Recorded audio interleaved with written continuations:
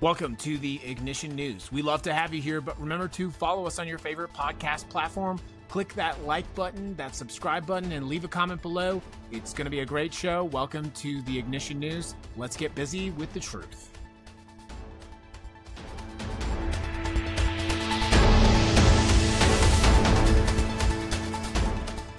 There we go. And good morning, everyone. We are live now. Kick the studio up. The mic's going. The camera's going. I've got like 18 different things recording all at once. It's so good to see you today. It's March 27th. This month has absolutely flown by. It's been a really fast March. It's been a march towards this weekend, which is obviously the No Kings protest. We'll talk about that in a little bit. But I wanted to say welcome to the Ignition News. I'm really enjoying learning about today's dates in history. So in 1912, First Lady Helen Taft and the wife of Japanese ambassador planted the first 2 cherry trees in Washington, D.C.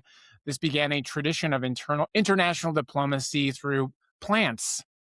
That happened today in 1912. In 1964, the Good Friday earthquake struck Alaska. It remains one of the most powerful earthquakes ever recorded in North American history. Remind me to talk about Alaska in a little bit. Today is World Theater Day. So for all of my theater kids, good morning and hello. It's good to see you. It's National Spanish Paella Day, which is fun. Quentin Tarantino was born today. He's kind of taken a shitty arc, if I'm being honest with you. And Mariah Carey is also celebrating her birthday today and getting ready to buy another Lamborghini with the profits from this year's version, royalties from that song, that Christmas song. Yeah, I forget the name of it. But yes, good morning, everyone. It is, in fact, all I want for Christmas. That's right. It is, in fact, Friday. Happy Friday, everybody. Yeah, it's also National Scribble Day. I love to take notes. I love to scribble. I hope you do as well. I told my doctor I broke my arm in 2 places. He said, well, you should stop going to those places. Oh, okay. Also, why did the Invisible Man turn down the job offer? Because he could not see himself doing the job. Okay, just me. Good morning. Oh, man. Oh, we have a lot to talk about today. We have 4 important stories and how they tie together. I think it's really, really important. But I wanted to start the show out today with really talking about and acknowledging something, which is we do not actually have a government in the United States of America. We are operating under the sort of illusion of governance. And really, the only remaining vestige of governance that exists in the United States of America is the apparatus which is designed to take your tax dollars, which it's now obviously using to continue to fund a genocide and now to fund a war, an illegal war. But when you really think about it, for all intents and purposes, the system we live in, for you, if you're in the working class, is not designed to govern you. Of course, we have 2 systems right now. We have a system, we have people who the government, who the rule of law is designed to protect, but not to hold accountable. Obviously, the Epstein class would be one of those. But if you're wealthy, the government is a great apparatus for you to continue to acquire more personal wealth. And then there's the rest of us. And then the rest of us, it is a government which is there to hold you accountable. A government to hold you accountable, but not to benefit you. Governed by laws, protected by laws. We have 2 flailing systems of government, depending on how rich you are, of course. And I want to give you a couple examples of how we don't have a government. You know, I've talked about this many, many times. But yesterday I was driving on a very busy, significant road in Las Vegas. It's actually a different road than I normally talk about. And I was driving on this road, and this is a major paved road in a major city of 2 million people, Las Vegas, Nevada. It is a well-traveled thoroughfare, and the road is like off-roading. The road is like, it would be easier to go out in the desert and drive my car in the desert than it would be to drive it on this road. This is a road which has 4 to 5 inches of pavement disparity. I'm not joking. I'm going to take a picture next time I go. But this is a major American road. All around us, our infrastructure is crumbling. Our airports are crumbling. Have you ever been to like an airport in Mexico or maybe an airport in Italy or somewhere else, a foreign country that we sometimes call like third world countries? The airport in Cabo San Lucas is very well run. What are the airports like in this country right now? There are several third world countries whose airports are operating faster, better, safer than the airport of the United States of America. I would venture to say, unless you're wealthy. Now, that's, of course, we'll get to that in a second. But if you're an average American citizen right now, going to United States airport, any airport in this country right now, your experience will be considerably worse and considerably less safe than it would be in a third world country, in a major, quote, poor country that is a tourist destination. We have degraded the very fabric of our society. So whether that's trying to use the roads, paved roads, why are we doing this? Of course, that doesn't begin to talk about our crumbling educational infrastructure, the fact that our children are going to schools with mold and dirt and water leaks and sewage problems, deteriorated lunch programs. The enshittification of this country is truly breathtaking. It's really, we're all so busy right now, but I think about like where I live. Where I live, there's this grocery store. It's probably 6-7 blocks away from our house. When we moved here, we've been here about 10 years now. When we moved here, that grocery store was like the nice grocery store. And that part of town was like, it was a nicer part of town. The stores were nicer. The little strip mall area was brand new. Everything was nice. It was clean. And today that store looks like it might as well be in a war zone. Everything's falling apart. It's gross. Everything's dirty. The parking lot is destroyed. The strip mall's destroyed. Half of it's vacant and empty. I see a restaurant come and go every 3 months. The windows are broken. And this happened in 10 years. I don't even like going to my local grocery store now because it doesn't feel safe. And I'm not afraid of it, but it's falling apart. And that's sad because that's a place where people work.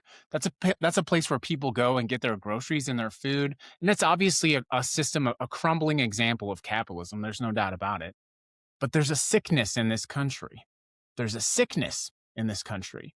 And it's impacting everything. How many of you get phone calls every day? We were sitting this morning. How many of you get these fucking spam phone calls? Every day, spam phone call. Every day, spam text message. Every day, spam call, spam call, spam call. How many of you are getting these phone calls? What are they? Offers for loans, car refinances, car warranties. Every day. And yeah, and I'm guessing you probably have your number on the do not call list, yeah? You got your number on the list? Your government is supposed to protect you from these predatory assholes making phone calls. I've had the same person call me 3 times today. 3 times. She's called me the last 2 days. I'm going to teach you actually how you can sue those people in a different show. But in a normal functioning government, you would be protected from those kinds of things.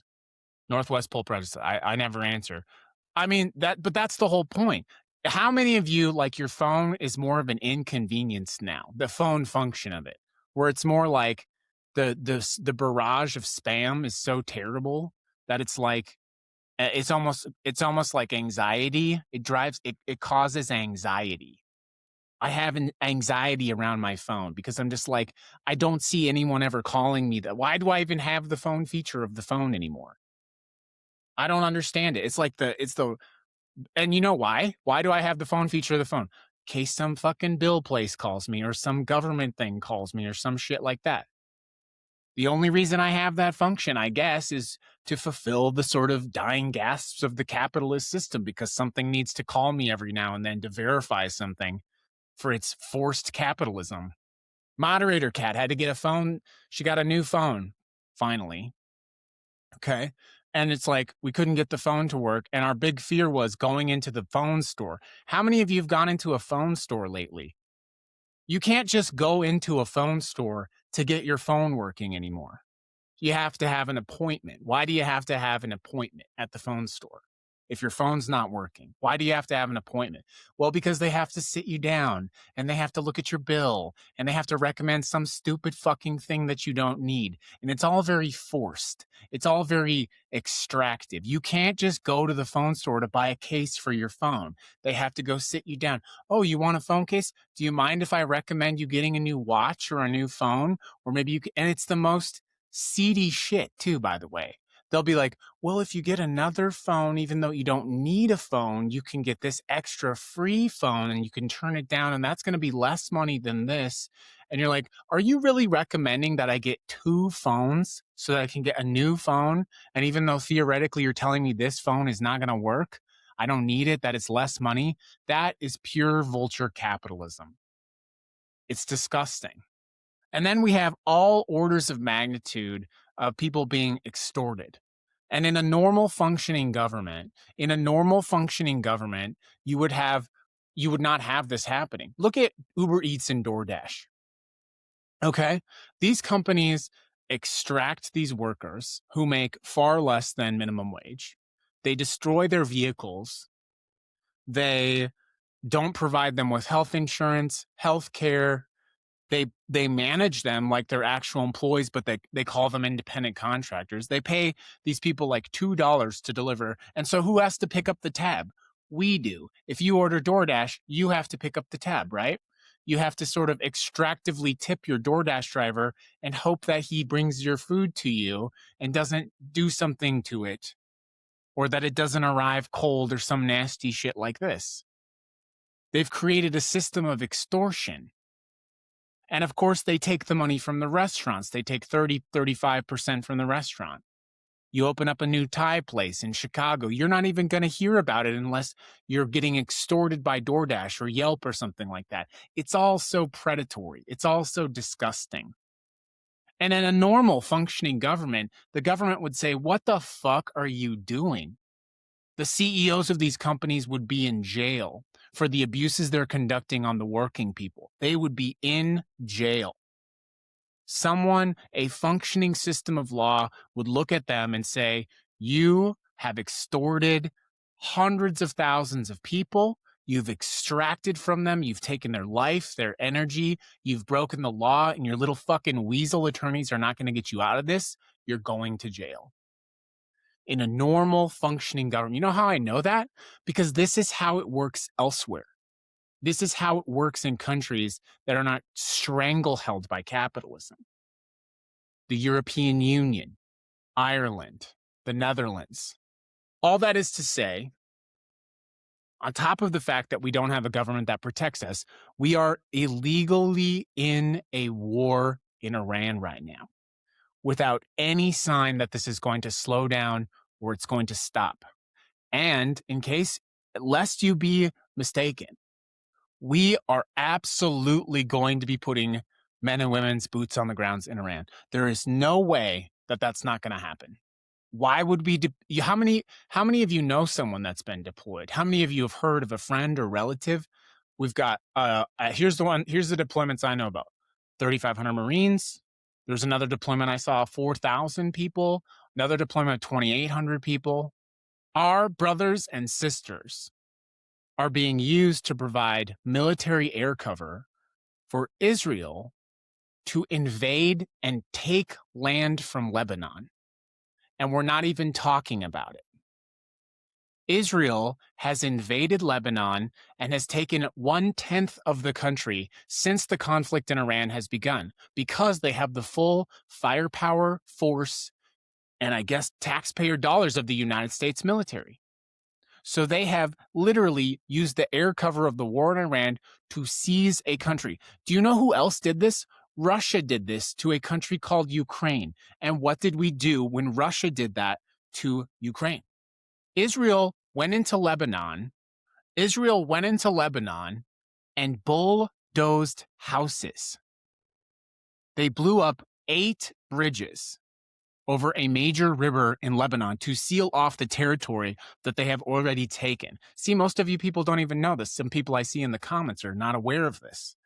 They went and bulldozed houses where people live. They are never going to give that territory back. And in a functioning government, the United States would say, what the fuck are you doing? You cannot invade.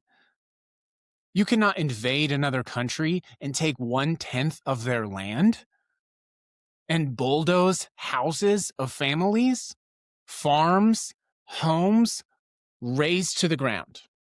And in a functioning government, we would say, whoa, you are cut off. You're cut off.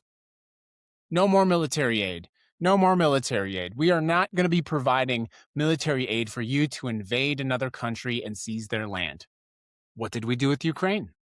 $50 billion to come to their defense? What have we done for Lebanon? Nothing. Death, destruction, extortion, and capitulation.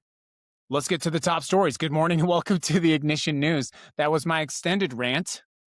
First story today, I saw someone actually cover this as well. In our first story today, I want to talk to you again about a functioning government. You may, of course, have seen this, and I saw this in the chats. Before I get in the story, I do want to ask you to please follow us on your favorite podcast platforms. Spotify, Apple Podcasts would be preferable. It helps us to grow the show. Today is our last live show. We do not go live on Saturday and Sunday, so we will be back live on Monday. So catch up for the Saturday, Sunday episodes on your favorite podcast platform. I will be disconnecting YouTube from the podcast because it's just a lot more chaotic than it's worth. But let's get into the top story. You probably have seen that Kash Patel, the head of the FBI, had his email hacked, purportedly by Iran. Cyber criminals have apparently got into the email of the FBI director, and the FBI has said no comment. Of course, this breach was first reported by Reuters, and what they did is they posted private pictures of Kash Patel and his resume and his personal email address. In a functioning government, you would think that the personal email of the director of the FBI would be protected, would be a little bit harder to get into.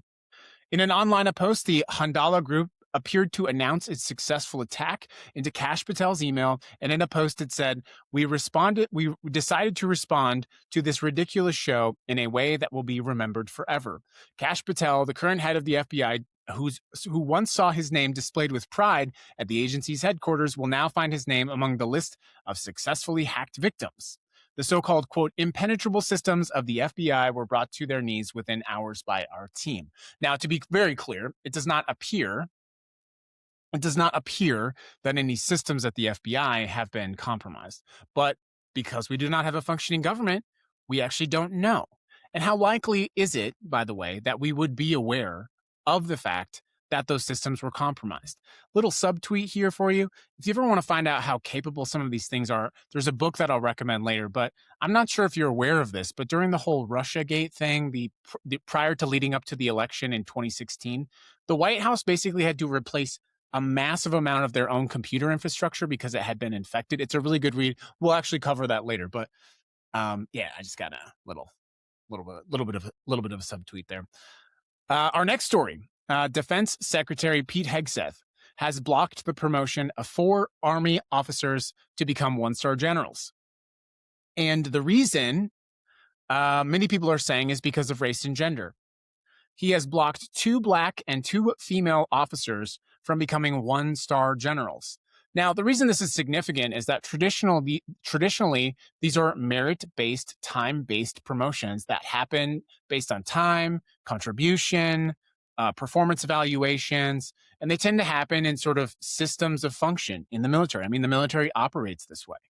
So for Hegseth to take this unprecedented step to step in, I think a lot of people are asking the question, did he do this so that one of his white dude friends can become a one-star general? Is he doing this on his continued attack on DEI? And instead of placing the best, most qualified people who have been doing this and serving our country for literal decades into roles which they deserve, then another TV show frat boy gets to have that slot? Of course, I'm being a little bit pessimistic there. Apparently, frustrations with this came to a boil last summer in a heated exchange between Ricky Buria, Hegseth's chief of staff, and Dan Driscoll. Dan Driscoll apparently refused similar actions before. And what we're having is our military, while being engaged in one of the most consequential military efforts of the last decade, is having to deal with this shit. Zero accountability, weakening our military preparedness and our infrastructure. Good morning, everyone. It's good to have you here. I didn't want to cover this story, but I will cover this story. Obviously, you saw the president is now going to be signing currency. And I don't really have much to say about that. What I think you probably know how I feel about that. Obviously, this is another continued sign that the president thinks that he is a dictator. But I think the story here actually is not about the president signing, because I think anyone can put anything in front of him and he'll sign it. And his constant desire to be the center of attention, his constant desire to be the middle of everything, like I don't think that really surprises anyone. What I think surprises me, and I wouldn't even use the term surprised, what disappoints me is the fact that we have no one in this government that is willing to take any kind of stand whatsoever. So who traditionally signs currency? Does anybody know? Anyone? It is the U.S. Treasurer, the Treasury Secretary, I apologize, Scott Bessent. And so once again, in response to this move, Scott Bessent says this: there is no more powerful way to recognize the historical achievements of our great country and President Donald J. Trump than U.S. dollar bills bearing his name, and it is only appropriate that historic currency be issued at the semi-quincentennial. The translation for that is, yes, Daddy, in case you missed it. There is no one stopping this man. No one is stopping this man. And do you know how I know that they have this man in an information bubble? Do you know how I know? Did any of you see this video from Iran, these Lego videos they've been putting out?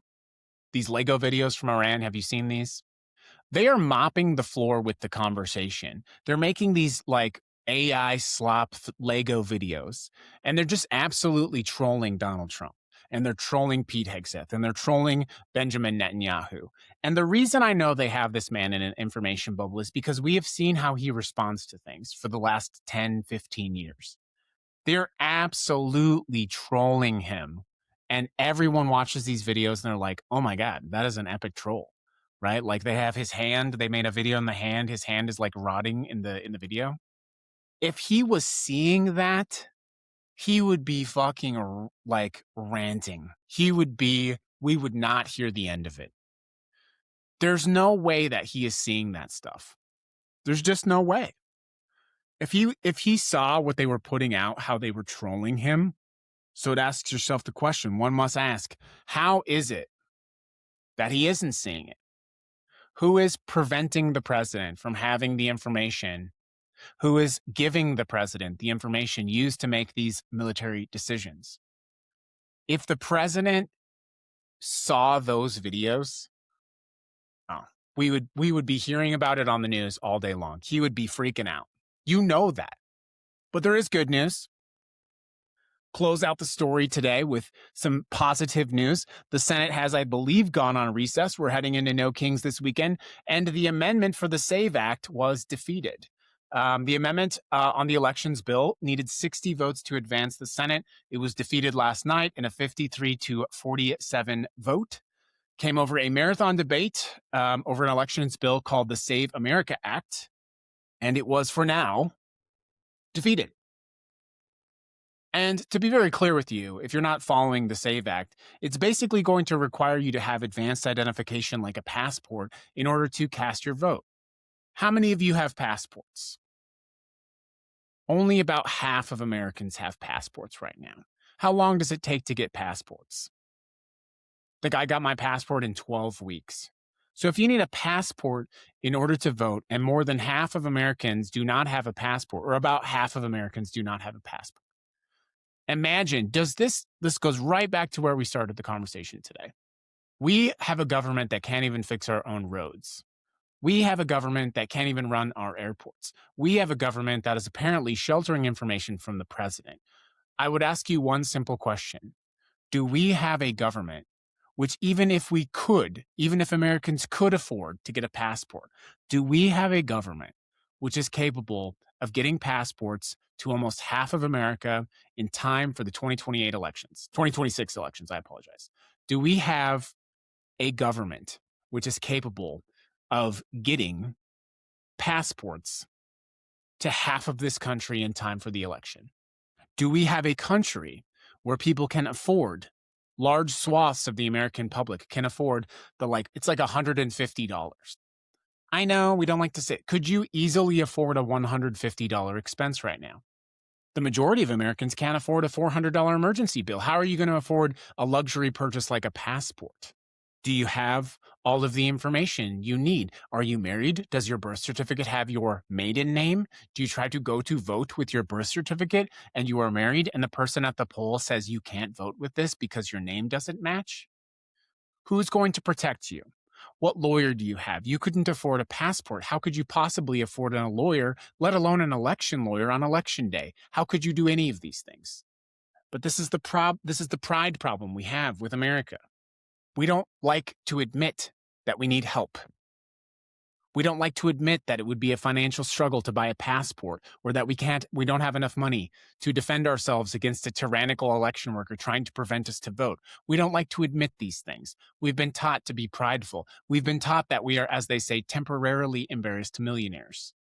That doesn't affect me. I can get my ID. I can get my passport. But what if you can't? 12 weeks to get a passport? $150? Whether you like it, whether we like to admit it or not, most of us that expense, that unexpected expense, that would hurt, especially now. I see people posting photographs of filling up their gas tanks. $200, $250 to fill up your gas tank. But the good news is, for now, the SAVE Act has not passed. Now, to be very clear, I think it's reasonable to have some level of identification or protection required in order to vote.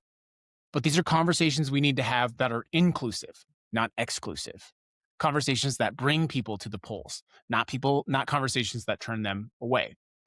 So yeah, I told you we'd close out with some good news. So there you go. There you have it.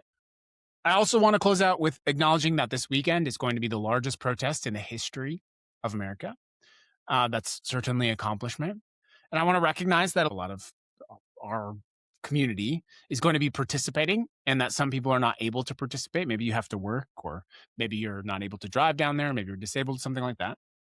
And I would close out with something I discussed a little bit yesterday, but I want to just layer into it a little bit more. Whether you participate in No Kings, or whether you build local community, whether you volunteer at a food bank, or whether you are a leader at your library or a leader at your church, or maybe you're running for office, or maybe you are going around and submitting fix tickets to fix potholes. We have to understand that every act of resistance is meaningful. I see a lot of people shitting on the No Kings protest right now. I understand the frustration. I get it. But I happen to believe that there is still good in this country. I happen to believe that there are people who still want to make a difference.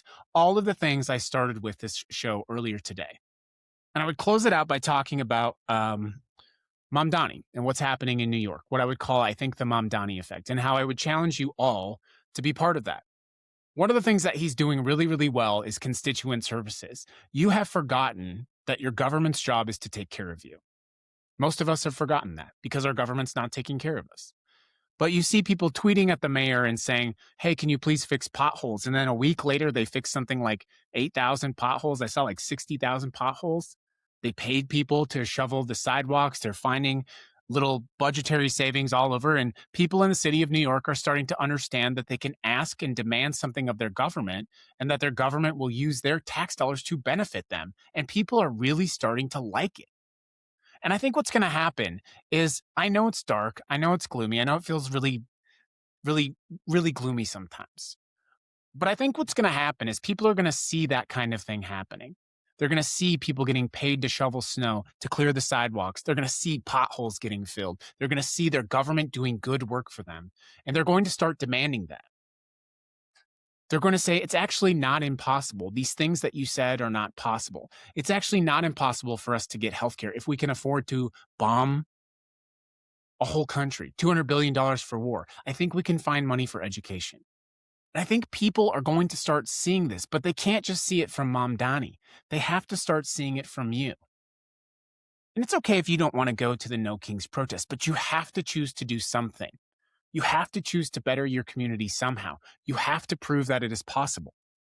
Because just like people will see what is happening with Mamdani, they will see what is happening with you.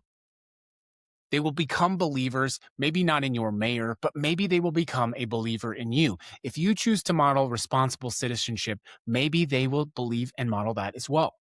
I'm a lot of things, but I am at my core a believer in my neighbors, a believer in my community, and I am still a believer in my country. I grew up in a very short window of time where I did see some things about this country where I think it can, in fact, be an amazing place. I think if we fight for it, it can be something different. And my only ask of you is if you have some kind of criticism for the No Kings protest and you don't want to participate, I would ask you the simple question: of what value is your vocal criticism to the people who may be attending the protest for the first time? Of what value is it to the person who spent 60 hours preparing for her community's No Kings protest? These people are volunteers. Of what value are your words to the mother who is making signs or who is carpooling people? Of what value is your criticism to them?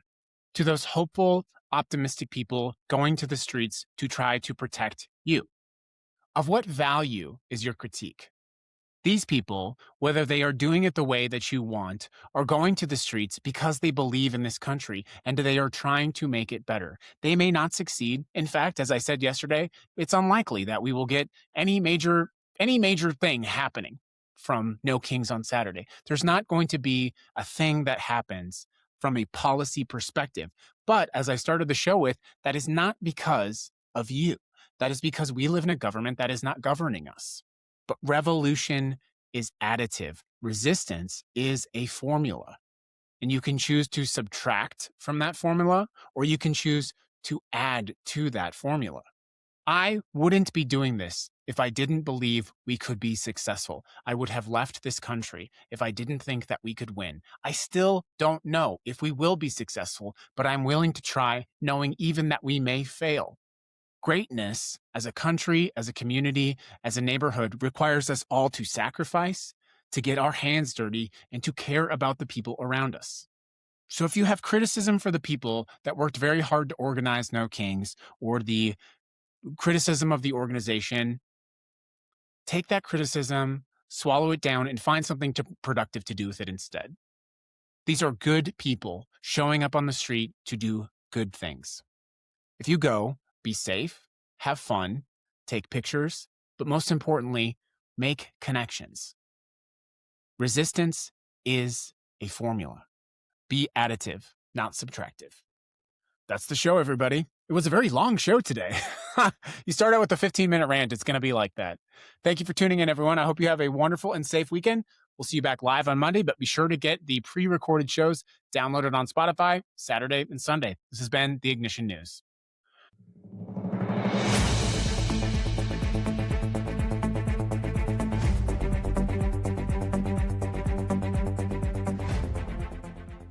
This has been today's episode of The Ignition News. Please consider following us on all of your favorite podcast platforms, whether that's Spotify, Apple Podcast, YouTube, or Substack. We're here to deliver to you unfiltered, uncensored news. Let's get busy with the truth on The Ignition News.